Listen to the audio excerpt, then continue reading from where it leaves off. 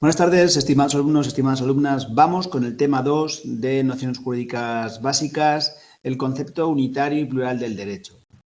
Recordar que si os gustan los vídeos, pues podéis seguir, podéis darle a me gusta, podéis hacer comentarios, ¿vale? Para que podamos ir contestando dudas si tenéis. Y os podéis descargar los temas e ir haciendo los test. Ya veis cómo es que están señaladas las preguntas de test de otros años y eso os puede ayudar a entender mejor la materia y preparar mejor el examen. Podéis seguirme en las redes sociales y preguntarme también por ellas si queréis y estaremos así en contacto. Bueno, este tema tenéis el concepto unitario y plural del derecho. Comienza el tema haciéndonos un poco hablando de la historia del derecho y nos dice que pues, el derecho responde siempre a un todo unitario.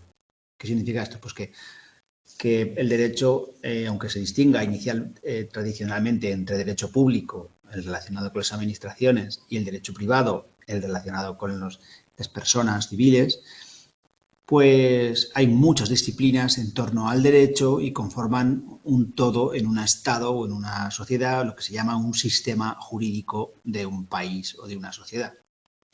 Pues bien, nos decía Aristóteles que el hombre es un ser social por naturaleza.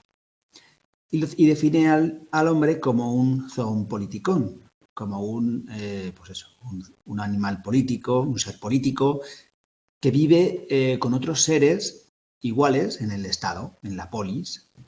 ¿Y esto por qué lo dice Aristóteles? Pues lo dice porque considera que el Estado es una creación natural y para ello le ha otorgado, es una creación natural del hombre. Sí, todas las clases quedan grabadas y podéis verlas en estos vídeos. Pues bueno, lo que os digo, el Estado es una creación natural y por ello, ¿por qué es natural? Porque ha otorgado al hombre el don del habla. Y el Estado es el lugar donde el hombre puede alcanzar la felicidad, porque ese es el fin del hombre, la felicidad. ¿Cuál es el medio? El medio del hombre, pues, ¿cómo alcanzar esa felicidad? Pues a través de la virtud. ¿Qué es la virtud? Pues una aptitud, una excelencia. ¿Cómo consigue ser el hombre feliz? Pues ejercitando la función que le es más propia, que es la actividad racional. Esa actividad racional de la razón es lo que hace, es el medio por el cual consigue el hombre la felicidad, que es lo que estáis haciendo vosotros. Vais a ser muy felices si conseguís desarrollar vuestro intelecto mediante la contemplación filosófica o mediante el desarrollo del intelecto, vais a conseguir, pues eso, la felicidad del hombre, porque la función más propia del hombre es la razón, y razonando es como conseguimos alcanzar esa felicidad y, bueno, pues y vivir en sociedad. Pues bien, pero la vida en sociedad conlleva más cosas, porque en la convivencia hay conflictos. Entonces, hay que crear una serie de normas que sean objetivas para que regule las esferas de actuación de los particulares, pues para evitar los conflictos. Y así surge el derecho como una necesidad imperiosa de organizar la vida social. Y así la dogmática moderna, es decir, una rama de la filosofía, nos dice que denomina el derecho de dos formas. Una es el derecho objetivo, cuando se refiere a un conjunto normativo, un conjunto de leyes, es decir, yo estudio derecho, pues ahí ese es un concepto de derecho objetivo. ¿Por qué? Pues porque hablo de un conjunto de leyes, yo estudio el derecho, ese conjunto de leyes. Y derecho subjetivo, entendiendo por tal, pues un derecho que tiene alguien sobre una cosa frente a otra. Es decir, un derecho subjetivo es, por ejemplo, yo tengo derecho al paro, pues ahí utilizo derecho en un sentido subjetivo. ¿Por qué? Porque es un derecho que yo tengo, ¿vale? No el derecho que yo estudio, sino un derecho que yo tengo, frente a una cosa o frente a personas. También es cierto que cada escuela ha defendido lo que entiende por derecho y hay varias ramas, pero bueno, en nuestra historia contemporánea vamos a tener que recurrir siempre al derecho romano pues para entender realmente el derecho. ¿Por qué? ¿Por qué hay que recurrir a Roma? Porque el gran legado de Roma a la prosperidad de la humanidad ha sido el derecho. ¿Cómo? Pues tanto con la gran jurisprudencia, es decir, las distintas sentencias de los juristas clásicos que durante siglos pues, estuvieron dictando resoluciones y formas de resolver esos conflictos, como la codificación, como coger esas normas, esas reglas y encerrarlas en unos códigos, ¿vale? Que ha sido la otra, lo que siempre estamos comentando. A ver. Bueno, pues lo que os decía, pero debe advertirse que ese mismo derecho, que también es disperso y es sistemático, pero bueno, se ha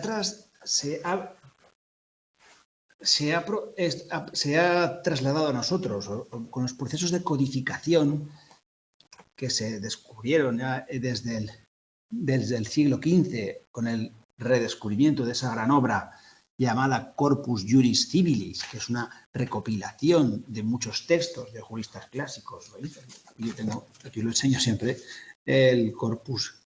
Son 12 tomos, este es el tomo 12, Corpus Juris Civilis. Pues bueno, esa compilación ha ayudado siempre, ha ayudado en la historia de la humanidad, desde el siglo XV, a entender un poco y a crear nuestro propio sistemas jurídicos con ese acervo común del derecho romano. Pero a su vez, también esos sistemas se han dividido en dos, que ya vimos en el tema 1.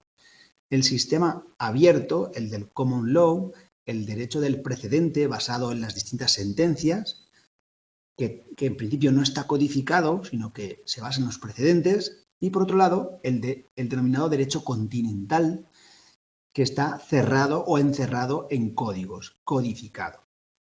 También con base en la tradición napoleónica. Y entonces, estos dos sistemas se dividen en dos. El sistema anglosajón, que es el sistema del common law abierto, de los precedentes, del case law, de los casos, es un sistema que se sirve del derecho práctico, es un derecho más práctico, problemático, casuístico, emanado del modelo jurisprudencial romano clásico. ¿Qué significa esto?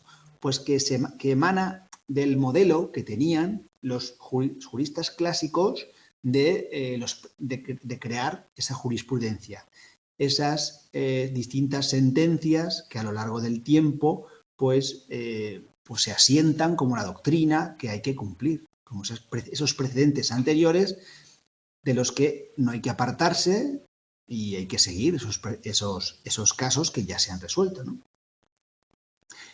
¿Por qué es bueno este sistema? ¿Qué tiene de bueno este sistema? Lo que tiene de bueno este sistema es que evoluciona conforme evoluciona la sociedad. A medida que hay sentencias, va evolucionando el derecho. Ese es el sistema anglosajón.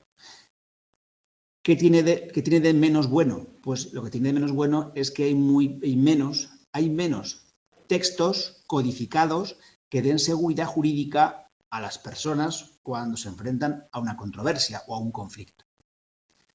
Luego está el otro sistema, el cerrado, el codificado, el continental. Este entroncaría con el derecho recogido en la compilación Justinianea.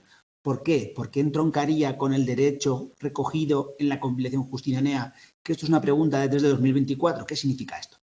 Esto significa que está relacionado con codificar los textos en un código como es el Corpus Juris Civilis, la compilación Justinianea, que es lo mismo, ¿vale? Los 12 tomos del Corpus Juris Civilis. ¿Por qué? Porque es un sistema codificado, encerrado en estos tomos, ¿vale? Encerrado en estos tomos, codificado y recogido en esta compilación. O sea, si yo digo sistema codificador, ya sabéis que estoy hablando de un sistema en el que el derecho aparece en textos codificados. Y si hablamos del sistema anglosajón, ya debéis saber que se trata de un sistema que pues es abierto de los precedentes, Y entonces, ¿qué sigue? Si sigue precedentes, ¿qué sigue? Pues sigue sistemas basados en la jurisprudencia, en un modelo jurisprudencial de sentencias que se van repitiendo para ir creando ese derecho. ¿Vale? Son esos dos grandes sistemas de tratar o codificar el derecho, ¿no? O no codificarlo, ¿vale? Pero en cualquier caso, hay dos.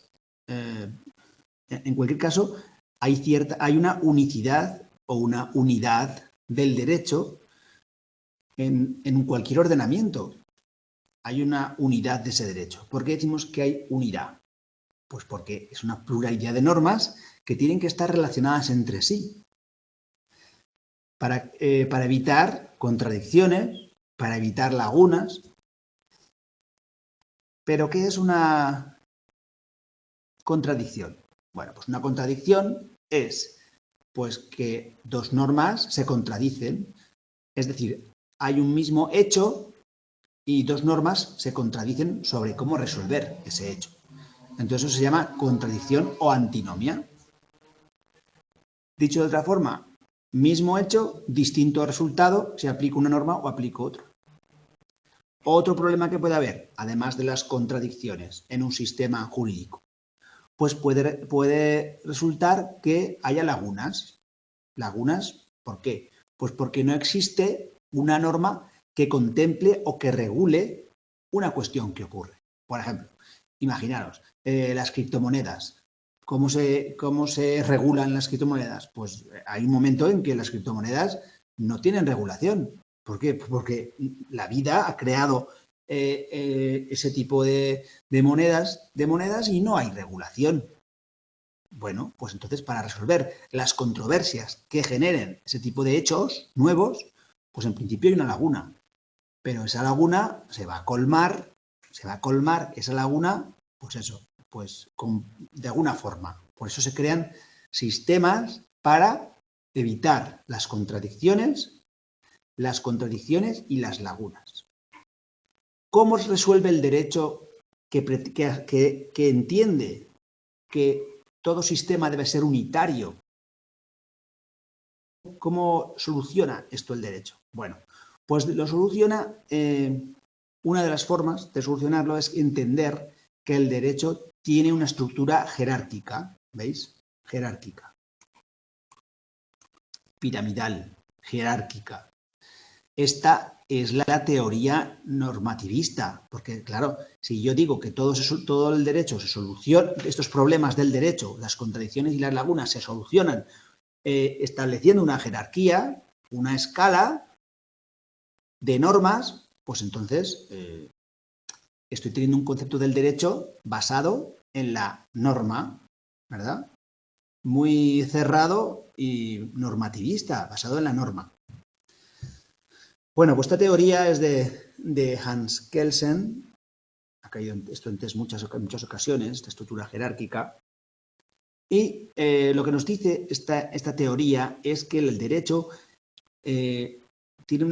las normas están subordinadas de forma correlativa, ¿vale? Hasta llegar al vértice. En el vértice está la norma suprema, la Constitución, o la norma fundamental, la Constitución. Y a partir de ahí van descendiendo distintas normas en función de ¿qué? En función de un rango distinto, ¿vale?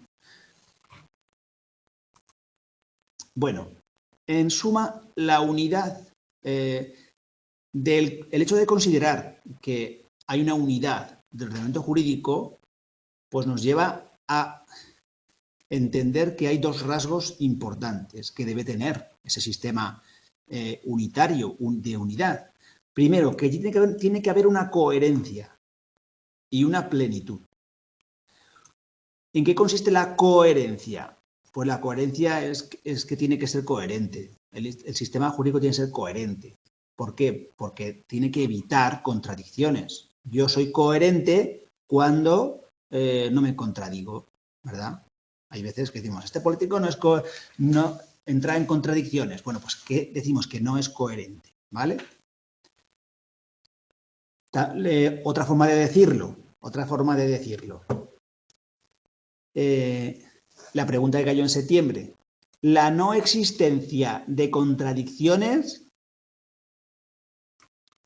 ¿qué rasgo definitorio del derecho supone? Pues la coherencia. No puede suponer la plenitud. No puedo fallar a esta pregunta diciendo que puede ser la plenitud. No. ¿Por qué? Porque es ser coherente. Ser coherente es no contradecirme, ¿vale? ¿Qué significa esto? Pues que existen principios que determinan cuál de las normas debe ser aplicada a cada caso. Claro, si se contradicen, pues va a haber mediante la aplicación de la coherencia, pues voy a decir, bueno, pues es más coherente aplicar esta norma que esta otra norma, porque hay un principio que me dice, por ejemplo, en la forma piramidal, que la norma suprema pues está por encima, que la Constitución está por encima de otras leyes, o que una ley orgánica pues puede estar por encima de un reglamento y por tanto tendré que aplicar el principio que me dicte esta coherencia. Vale, por otra parte tenemos la plenitud. La plenitud es la segunda de las cualidades que debe tener un sistema que pretenda ser unitario, que pretenda tener una unidad. Pues bueno, ¿qué ocurre? Pues que cuando hay una laguna normativa, la plenitud hace que se aplique por analogía o bien por la aplicación extensiva, es decir, hay una laguna, ¿vale? Un agujero en el derecho. Entonces, lo que me dice la característica de la plenitud, aquí hay un agujero, ¿vale? Entonces, la plenitud lo que hace es explicarme cómo cubrir ese agujero, ¿no? Esa laguna. ¿Cómo cubro? Pues como hay plenitud, ¿vale? Se extiende el derecho y es pleno, pues tapa ese agujero, esa laguna de derecho que hay. Aplicando la analogía. ¿Qué es la analogía? La analogía es aplicar una norma análoga, parecida, ¿vale? Parecida, similar, no es la misma porque no existe, porque hay un agujero que es una laguna, pero hay una similar, análoga, que me permite cubrir y que no exista esa laguna. Por eso se llama analogía. O bien por la aplicación extensiva de otra. Ejemplo, las criptomonedas. ¿Cómo las regulamos? Bueno, pues no es una moneda, ¿vale? Pues vamos a aplicar por analogía la normativa que regula la moneda en curso, ¿vale? Pues ya está. No hay una específica, pero por analogía, con el principio de plenitud, cubro esa laguna y tengo norma que aplicar. Otra posibilidad, aplicación extensiva. No tengo norma. Bueno, pues es una moneda en curso legal. Bueno, pues voy a aplicarle de forma extensiva como si fuera, pues eso, otra norma que también es de curso legal. Entonces, pues le aplico esa normativa que extiendo la normativa a ese supuesto. ¿Vale? La extiendo, digo, bueno, la aplico por extensión. No porque sea parecido, sino porque extiendo el derecho para cubrirlo. ¿Vale? Son dos formas de con el principio de plenitud, pues cubrir una laguna. Entonces tenemos para test que tener claro que la coherencia me sirve para cubrir contradicciones, para solventar las contradicciones, y la plenitud me sirve cuando existe una laguna normativa. ¿Vale? Bueno, espero que quede claro, porque esto es importante para los test, ¿no? Estos rasgos, ¿esto qué son? Rasgos de un ordenamiento, de la unidad del ordenamiento, ¿vale? Dos rasgos, coherencia y plenitud. Coherencia para contradicciones y plenitud para lagunas. Bueno, así, esto es lo que tienes que saber. Pues bueno, es realmente eficaz y operativo, da respuesta a demanda social, la unidad provoca en su aplicación pues la seguridad jurídica. ¿Por qué tiene que haber unidad en el ordenamiento jurídico, porque eso me da seguridad jurídica frente a los conflictos que pueda haber o las controversias. Vale. Aparte de esa unidad, pues también, aparte de la unidad, pues tiene que haber un núcleo irreductible del derecho, un concepto nuclear del derecho. ¿Cuál es el núcleo? ¿Dónde está la esencia del derecho? Bueno, pues derecho proviene de directum y es de origen latino, aunque la jurisprudencia romana utilizaba más el ius, sobre todo en la época postclásica. ¿Qué ocurre? Que cuando llegó el cristianismo, pues desembarcó con un sistema de valores en el derecho romano que no existían anteriormente. ¿Vale? Entonces, este sistema de valores, ¿a qué se refiere? Pues a los 10 mandamientos, básicamente. Ya nos definía lo derecho como, empieza a definir el derecho como lo recto, lo adecuado a una conducta. Tienes que adecuar tu conducta a la norma. Lo justo en el derecho coincide ahora con lo recto, entendiendo por tal la adecuación de la conducta de las personas con las normas que establecen el comportamiento que debe adoptarse para actuar correctamente. Los jurisconsultos romanos clásicos utilizaron la voz ius, que se equipara a lo justo, ¿no? Bueno, debéis conocer pues, que existe dentro del Corpus Juris Civilis que compiló Justiniano, hay una parte, que tenéis las partes en el tema 1, aunque no estén en el libro, tenéis el esquema en el tema 1, está el digesto, dentro de él es el digesto. El digesto es una obra de recopilación de las doctrinas, de las sentencias de los juristas clásicos, elaborada en el siglo VI después de Cristo por mandato del emperador Justiniano. Recopiló todos esos fragmentos de juristas clásicos. Pregunta de test de septiembre de 2024. ¿Vale? Yo voy señalando lo que es más importante y lo que puede ver otra vez porque se repite. Esto vienen de la denominada etapa clásica, porque recogen esas sentencias o esas reglas de los siglos I antes de Cristo a los comienzos del siglo III después de Cristo. ¿De acuerdo? El fragmento que inicia el digesto, pregunta de febrero de 2023, es un fragmento que dice que el derecho es el arte de lo bueno y lo justo. Dice, en el texto lo que dice es que Ulpiano Ulpiano, un jurista clásico, cita a Celso, que define que el derecho es el arte de lo bueno y lo justo, aunque hay traducciones que nos dicen lo equitativo, pero bueno, al final es lo justo, se tradujo como lo justo. Entonces,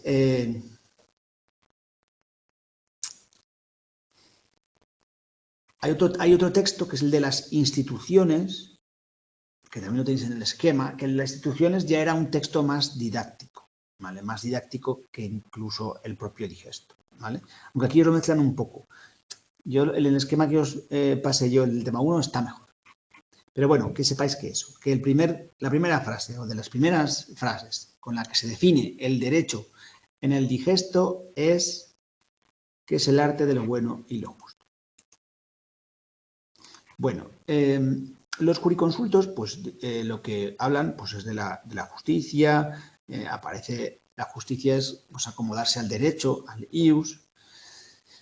Pero bueno, todo esto parte, pero ¿de dónde viene la palabra justicia o de dónde aparece la justicia en derecho romano? Pues lógicamente del pensamiento griego, que es la base de la cultura romana también. Este pensamiento nos habla de la justicia, donde la justicia es una virtud. Es una virtud que se puede entender como una disposición, una aptitud del alma hacia la excelencia. O sea, cuando una persona pues, intenta ser excelente pues, en su razonamiento moral e intelectual, pues llega a la aptitud para dominar su alma y ser justo, ¿no? Un poco esa es la idea. Y por eso consigue hacer el bien. ¿De dónde viene todo esto? Pues ya viene de Platón, donde nos hablaba de la justicia, como que la justicia es la justicia se consigue cuando hay una armonía entre las distintas partes del alma que cumplen su función de manera virtuosa. Entonces el hombre será sabio, será justo, será fuerte, moderado. Y luego Aristóteles pues también nos habla de la justicia como el término medio. De hecho dice que es el propio medio. El propio medio es la justicia. Claro, si entendemos que está el bien y está el mal, en el centro que puede haber, pues la justicia, porque la injusticia ¿dónde está? En los extremos. El bien y el mal están en los extremos. Pues el término medio será, pues, la justicia, lo más justo, ¿no? Bueno, la justicia forma, junto con la prudencia, la fortaleza y la templanza, el conjunto cuatripartito de las virtudes cardinales. Aquí esta lectura ya se hace desde un prisma cristiano, porque bueno, pues ya esa lectura nos viene así, pues traducido, ¿no? Y nos habla de que la justicia es una virtud cardinal. Pues, bueno, que nos rige el rumbo, pues como el norte, sur y este-oeste en los puntos cardinales, pues esto es lo mismo, ¿no? Que sirve para ordenar las conductas de los hombres. Nos habla de estas 4 virtudes cardinales y nos cuenta un poco, pues, que la templanza es la virtud que procura el equilibrio de los bienes. Bueno, aquí os hacen una especie de traducción de un texto de Platón, que es el mito de carro alado, es un diálogo de los textos de Platón, el diálogo Fedro. Y pues el diálogo Fedro nos dice Platón que pues hay 2 tipos de mundo, el mundo sensible, el que podemos tocar, y el mundo inteligible, el de las ideas. Y nos hace embarcar en este carro alado diciéndonos pues, que en el alma humana pues, está el auriga, es el alma racional, está el caballo blanco, que es el alma irascible, y el caballo negro, que es el alma concupiscible. Y bueno, nos dice, en definitiva, para entender el mito del carro alado, os dejo un enlace, os he mandado también un enlace de audio, que si tenéis un momento, pues os escucháis este enlace de audio que cuenta toda la historia del mito del carro alado, que está genial, y todo lo que os digan, pues francamente, pues sobra si escucháis ese audio, ¿vale? Aparte, pues igual os gusta y todo. Y cogéis un poco de amor hacia la filosofía. La cuestión es que la prudencia, el auriga, indica que es lo justo y lo templado, que es lo conforme a la fortaleza. Bueno, el caso es que vosotros escucharos el audio para poder entenderlo y bueno, pues en definitiva, pues que la justicia, pues al fin y al cabo es una armonía entre todas estas partes del alma que hace que el hombre sea más virtuoso y que sea sabio, justo y fuerte, ¿no? Bueno, la justicia, pues es el principio que rige todo, y la finalidad, pues es el derecho. La jurisprudencia romana, pues definió, pues bueno, pues que hay varias definiciones. Pues Jaboleno nos dice que en derecho civil toda definición es peligrosa porque es difícil que no se altere con el tiempo, porque obviamente la vida sigue avanzando, ¿no? Servio Estébola nos dice que no podemos dar una definición, pues depende siempre de lo que es más justo en cada caso, que no puede ser, que no tiene por qué ser en un momento concreto, porque va evolucionando. Bueno, pues lo que os seguía diciendo, la jurisprudencia romana de los juristas clásicos viene recogida en el Digesto. ¿Por quién? Por Justiniano. También la compilación Justinianea os pueden poner en pregunta de test. Así decimos que pues, definió el derecho, pues Celso define el derecho, Ulpiano, que nos comenta lo que dice Celso elegantemente, que el derecho es el arte de lo bueno y lo justo. Más cosas. Ulpiano, pues nos dice eso, que al saber de lo bueno y lo justo, hay que discernir lo justo del injusto, es la labor del jurista. La jurisprudencia, ¿qué es? Pues el conocimiento de cosas divinas y humanas, que es la ciencia de lo justo y lo injusto. ¿Qué es la jurisprudencia? Pues la jurisprudencia es la repetición de distintas sentencias que crean, pues, sentencias que se pueden aplicar a cada caso, ¿no? Esa jurisprudencia que se crea por repetición. Bueno, aquí tienes más acepciones de la justicia. Y bueno, al final el catedrático de la asignatura lo que nos dice es que hay notas características del derecho. Pues que el derecho es un conjunto orgánico, sistemático y concatenado, que trata de evitar las contradicciones entre normas, es decir, las antinomias, que tienen por objeto la regulación de la vida social, que se formulan con arreglo a unos principios y unos valores, en nuestro caso los valores cristianos porque nos viene de la herencia romana. Y de esas normas son imperativas. ¿Por qué? Porque son imperativas esas normas de derecho, pues porque son de obligado cumplimiento. Más preguntas importantes. El concepto de ley en relación con el concepto de derecho. Como veis, esta pregunta ha caído muchas veces, en febrero, septiembre. ¿De qué tenemos que hablar? Pues aquí hay que hablar del concepto de derecho, el concepto de ley en relación con el concepto de derecho. Y la RAE hace varias acepciones, es decir, la Real Academia Española nos habla de que una norma constante e invariable de las cosas, nacida de la causa primera o de cualidades y condiciones de las mismas, bueno, pues da distintas definiciones.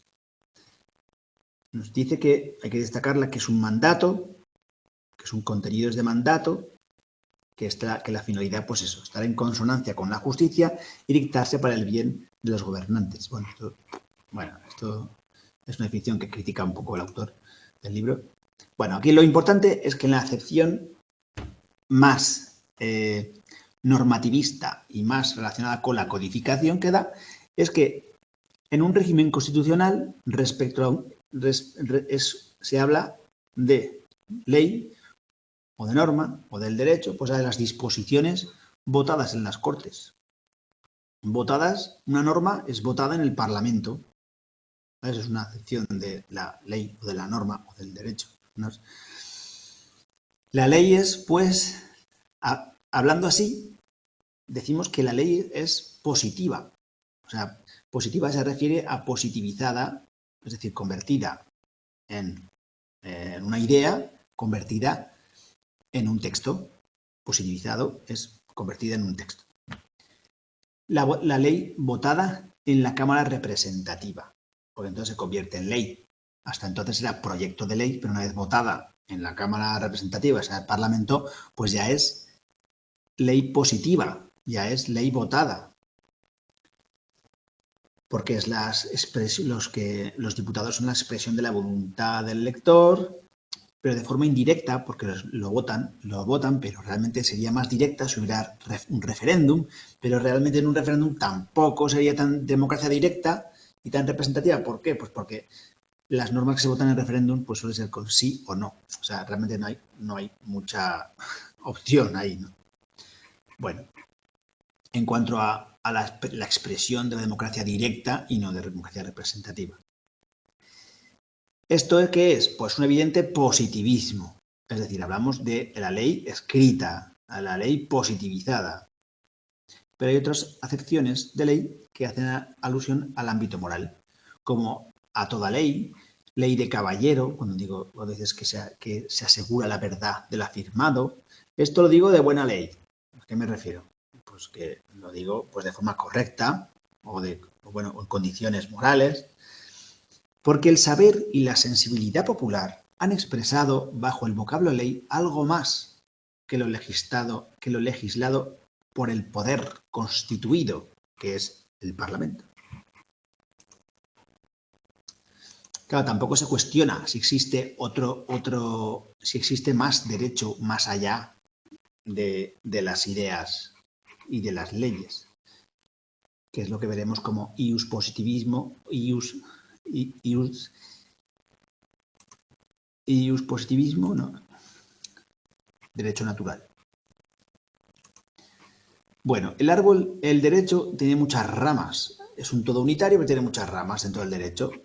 ¿Por qué? Pues porque hay derecho civil, derecho laboral, derecho penal, derecho pues, administrativo, derecho. Pues hay muchas ramas dentro del derecho y aún se van creando más ramas aún. Pero a pesar de ello, hay una bipartición principal en la historia del derecho, que es la del derecho público y la del derecho romano.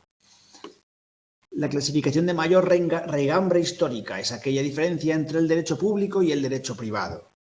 Es una creación jurisprudencial romana, o sea, la reiteración de sentencias romanas pues fueron creando esa división entre derecho público y derecho romano. ¿Dónde? En el Digesto de Justiniano. Se comprueba que la distinción entre una y otra es por razón de interés. Claro, de un interés público o un interés privado, pero efectivamente la palabra clave para los test y para lo que sea es el interés. La diferencia entre el derecho público y el derecho privado es el interés. Si hay un interés público o una res pública, un interés público o un interés privado. El derecho público, nos dice Ulpiano, el texto recogido en el Digesto, dice Ulpiano, que el derecho público consiste en el derecho público es el que respecta al Estado de la República y el privado el que respecta a los particulares. ¿Vale? Bueno, ¿cómo nosotros diferenciamos entre el derecho público? ¿Qué características tiene diferenciales el derecho público y el derecho privado? Pues bueno, la diferencia está en el interés que decimos, interés de la cosa pública, si el interés es público o el interés es particular. También hay diferencia entre las relaciones de igualdad, porque en el derecho privado las relaciones entre las personas civiles es de igualdad, pero el derecho público no, porque el derecho público, un ente público, interviene desde una posición de superioridad sobre el particular. ¿Sobre quién? Sobre el particular. El derecho público presenta un carácter imperativo. ¿Por qué? Porque impide un pacto en contrario. Es decir, yo puedo pactar con mi mujer si tengo separación de bienes o no tengo separación de bienes, porque es derecho civil, derecho privado. Pero yo no puedo pactar con el ayuntamiento si me pasa una tasa o no me pasa una tasa por una licencia de obras. ¿Por qué? Porque el ayuntamiento tiene su normativa desde su posición de superioridad para regular las licencias de obras. ¿Entendéis? Bueno, pues el derecho privado tiene un carácter, las normas de derecho privado tienen carácter dispositivo. Puedo negociar entre los particulares. Podemos negociar qué nos aplicamos. Pues un régimen u otro, un acuerdo u otro.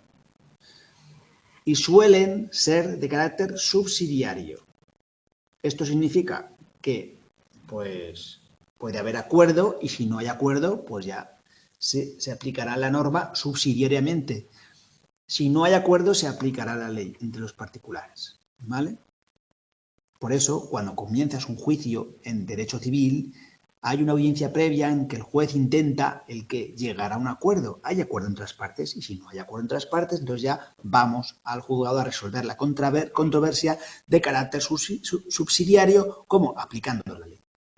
Sin embargo, en los juicios de contencioso administrativo con la administración pública, el juez aplica el derecho. No pregunta, ¿hay acuerdo entre las partes? No, porque no es un tipo de derecho en el que hay el derecho público y superioridad del derecho público sobre el particular. Y se aplica la ley. Y en el privado, la ley se aplica de forma subsidiaria, si no hay acuerdo. Pero hay más criterios de clasificación del derecho. Una de ellas, derecho especial general y derecho especial. El derecho general, pues es el derecho general, es el derecho civil por excelencia. Pero dentro del derecho civil, pues hay normas especiales que regulan cosas especiales. ¿Vale? Y entonces, pues está la norma general y la norma especial. ¿Qué más hay? Por ejemplo, el Código Civil es la norma general supletorio de último grado respecto a una ley especial. Es supletorio el derecho civil, pues hay leyes, la ley de enjuiciamiento criminal, la ley de enjuiciamiento civil, es supletorio el derecho civil del resto de leyes. El derecho estatal, en todo caso, es supletorio del derecho de las comunidades autónomas. El estatal es supletorio, el derecho estatal es supletorio y general, y el autonómico es un derecho más especial. Hay más ejemplos en los contratos administrativos, mercantiles. Bueno. Derecho común, derecho particular. ¿El derecho común cuál es? El del Estado, cuando es una concepción territorial, el del Estado es el común. ¿Y el particular cuál es? El de las comunidades autónomas, si hablamos de la Constitución española. La Constitución nos dice que la actualización general del derecho foral se llevará a cabo dentro del marco de los estatutos y de la Constitución. Es decir, que uno de los orígenes históricos es el reconocimiento legislativo de los derechos forales, como derecho, pues más bien particular en relación al derecho general. Hay un reconocimiento de las compilaciones antiguas de Cataluña, de Aragón, Navarra. Es el prototipo de derecho particular frente al Código Civil, que es el común, que se mantiene como un derecho supletorio a falta de regulación en la comunidad autónoma. Los derechos forales deben ser considerados como una manifestación de un ius singulare, es decir, un derecho particular, pero no un privilegio, como ocurre muchas veces. La razón que justifica su existencia no es el contenido o especialidad, sino la explicación histórica de la vigencia territorial de su aplicación en la comunidad autónoma, que es la dominación política de este derecho especial, siempre dentro de la comunidad autónoma y de sus estatutos de autonomía. Fuera de eso, en nuestra Constitución no hay nada. Bueno, ¿por qué? Porque desaparecieron los códigos forales de cada territorio histórico. ¿Y qué es lo que queda? El derecho derivado del Estatuto de Autonomía, que sí, que es distinto del foral. Por un lado está el derecho autonómico y por otro está el derecho foral. El derecho autonómico regula, pues, el derecho público de la autonomía y el derecho foral regula el derecho civil. El derecho autonómico es el que deriva del Estatuto de Autonomía y el derecho foral es el que regula las instituciones civiles entre particulares. Entonces, el derecho autonómico responde a contenidos de derecho administrativo público y el derecho foral regula materias de derecho civil, es decir, asociar derecho público con derecho administrativo y derecho autonómico y asociar derecho privado con derecho foral y materias de derecho civil. Si algo no entendéis, me lo dejáis en comentarios o me preguntáis. Bueno, derecho escrito y derecho consuetudinario. Es decir, derecho escrito y derecho de la costumbre y costumbres. Derecho escrito y costumbres convertidas en derecho, ¿vale? Lo que podríamos decir, para entenderlo, para que vosotros lo entendáis. Está el derecho escrito, que es el que está en la Constitución, en las normas, como normas fundamentales, y por otro lado va a estar el derecho de la costumbre. Entonces, ¿en el derecho escrito qué hay? Pues bueno, en distintos ordenamientos jurídicos hay distintas cosas. En España, ¿qué es lo que os van a hablar en el texto? Pues están las leyes orgánicas, que se aprueba por las Cortes Generales, por razón de su importancia, una mayoría cualificada. Es decir, una mayoría absoluta. Y luego están el resto de leyes ordinarias que no requieren esa mayoría absoluta. Las demás leyes, que no son orgánicas, no necesitan esa mayoría absoluta, necesitan mayoría, simplemente mayoría. Después están los decretos, las órdenes, pues el sistema piramidal, pues eso, todo ese conjunto normativo que se manifiesta en el derecho escrito. La vigencia de cada ley la establece cada ley, pero de forma subsidiaria, si no, la ley no dice cuánto tiempo, cuándo está en vigor esa ley, pues el artículo 2.1 del Código Civil nos dice que las leyes entrarán en vigor a los 20 días de su completa publicación en el Boletín Oficial del Estado, si en ellas no se dispone otra cosa. Esto también ha caído este año, ¿eh? 2024 también ha caído. Las leyes entran en vigor a los 20 días. Si no dice la ley otra cosa, ¿vale? Si la ley dice otra cosa, pues entonces lo que diga la ley. Bueno, frente al derecho escrito, que hemos visto que nuestro sistema jurídico está en la Constitución, las leyes, entre ellas las leyes orgánicas que requieren una mayoría absoluta y el resto de leyes, frente a eso, pues hay un derecho no escrito que es el derecho derivado de las costumbres. Las costumbres van creando también derecho.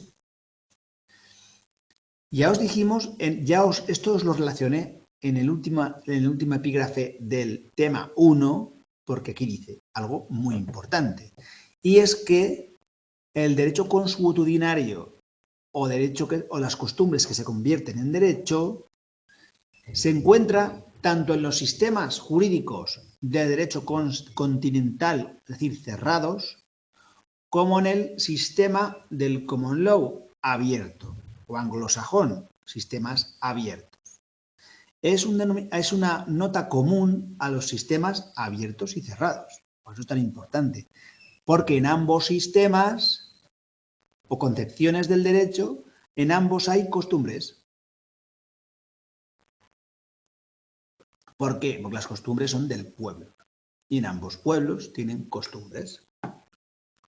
¿Cuál es el origen del derecho consuetudinario o el derecho de las costumbres? Pues es la convivencia social. Puede decirse que el derecho consuetudinario conforma un conjunto orgánico porque se trata de normas expresadas en la costumbre. Ejemplo de una costumbre. Pues imaginaros, pues una costumbre puede ser que en un pueblo digan, bueno, de toda la vida se hacen lotes de leña y se sortean. Y el que quiera se apunta en el ayuntamiento al sorteo de leñas. ¿Esto dónde está? ¿Está escrito en algún...? No, esto es la costumbre. La costumbre es que se hacen lotes de leña y la gente se apunta y se sortean los lotes de leña. Bueno, ¿y esto cómo se regula? Se va... Pues oye usted, esto es la costumbre del pueblo, la convivencia social de unos montes comunales, de limpiar el monte y repartir la leña, pues se hace mediante la creación de unos lotes que se sortean. ¿Esto está en algún sitio? No. Pues esto es la convivencia social que ha creado esa norma. Ah, no, yo voy al monte y cojo la leña que quiero. No, no puede hacer usted eso. Porque esta costumbre de la leña del monte, de hacer lotes y a sortearlos, y que tú solo puedas quedarte con tu lote de leña, ha creado una conciencia de obligatoriedad. Todo el mundo del pueblo sabe que es obligatorio que tú te quedes con solo el lote que te ha tocado. ¿Entendéis? Esta conciencia de que todos los del pueblo sabemos que la leña de los montes del pueblo se reparte en lotes por sorteo, ha creado una conciencia de obligatoriedad. O sea, todos lo saben. Eso es lo que transforma la mera costumbre en una norma jurídica.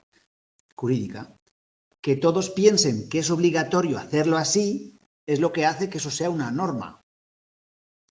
Por eso se dice que el derecho de las costumbres o el derecho consuetudinario surge de una forma espontánea.